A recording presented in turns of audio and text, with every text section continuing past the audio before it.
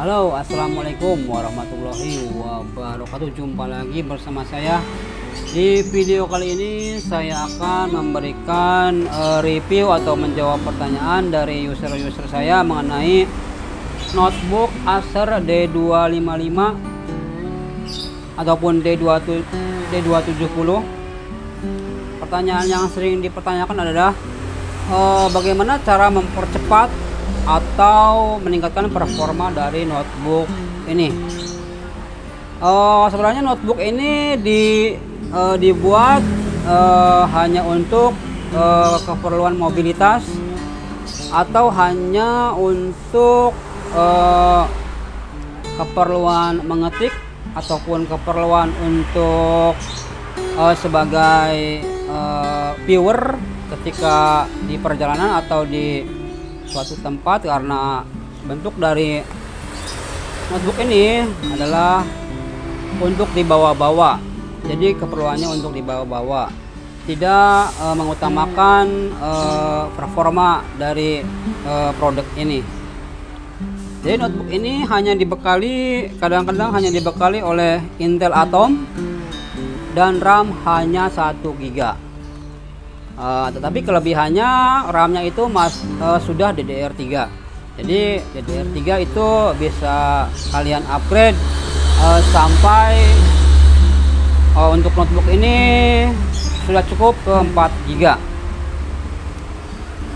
Kemudian pertanyaannya, apakah prosesor dari notebook ini bisa di-upgrade? Jawabannya, prosesor dari notebook ini itu tidak bisa di-upgrade.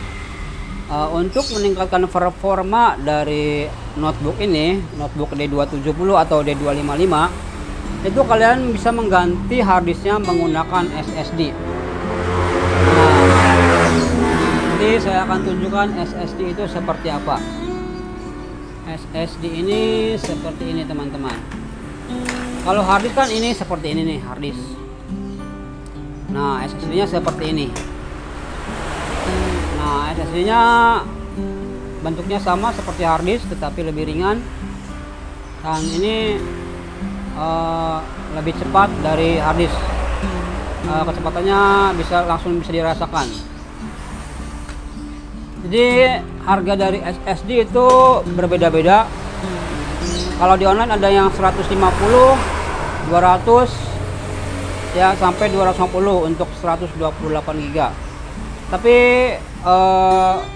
untuk yang bagus kalian harus membeli SSD yang mereknya sudah terkenal seperti Samsung, Keystone maupun Adata. Untuk SSD itu pengalaman saya dan pengalaman teman-teman saya ketika membeli SSD yang tidak bermerek itu banyak komplain dan banyak retur. Jadi kalian lebih baik membeli SSD yang agak mahal sedikit dan bermerek seperti Adata, Kingston, Samsung dan lain-lain. Sampai berapa gigakah SSD yang bisa di upgrade ke notebook ini? SSD itu tidak terpatok dengan ukurannya, bisa 512, bisa 128, bebas. Tapi untuk maksimalnya lebih baik 512 saja, karena 512 sudah sangat besar untuk ukuran notebook seperti ini. Oke. Kemudian bagaimana cara mengganti SSD-nya? Nanti di deskripsi saya akan membuatkan video cara mengganti SSD dan mengganti RAM untuk notebook D270 ataupun notebook D255 ini, karena bentuk D255 dan D270 itu tidak terlalu berbeda. Oke,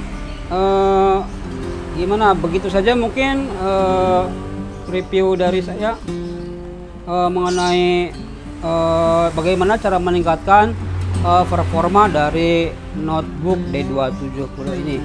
Oke, begitu saja. Sampai jumpa di video selanjutnya mengenai bagaimana cara mengganti harddisk dan SSD. Terima kasih, jangan lupa subscribe. Assalamualaikum warahmatullahi wabarakatuh.